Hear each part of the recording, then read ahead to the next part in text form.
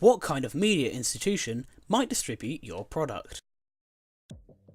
We thought that Wintergreen Productions would be the perfect company to produce our product. Firstly, because of the fact that they produced Die Hard 4. Die Hard 4 may be an action film, but it is similar to our story because it involves an ex-policeman and his daughter, and at the end of the film, he has to sacrifice something to save his daughter. It shows how far someone would go for their family, which is the effect that we're going for when producing our film. Wintergreen Productions also produced Taken. Taken is a film about an ex-CIA agent whose daughter gets kidnapped.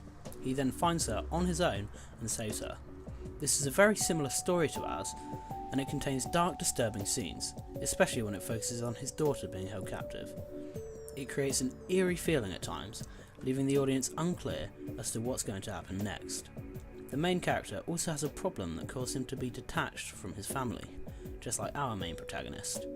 Taken was somewhat of an inspiration for us, which is why Wintergreen Productions suits our film well. The second production company that we chose was Paramount Pictures. The reason we chose them was for two films in particular, Disturbia and Shutter Island. Both have dominant male roles, and both have a very dark setting. Shutter Island keeps you on the edge of your seat because the audience and the protagonist are both solving the mystery at the same time, which is similar to our story. The unexpected twist at the end of Shutter Island is what initially drew us to Paramount Pictures, because it inspired us to include that in ours.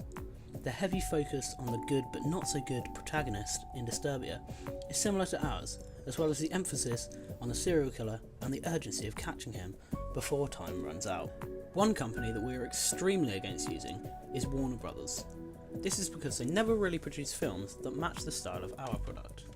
They produce comedies such as The Hangover and big blockbuster action films such as Godzilla. These aren't similar to our film at all.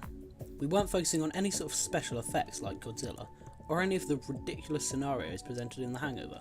We wanted to create a gritty and realistic atmosphere that would keep the audience on the edge of their seat, wondering about what was around the corner.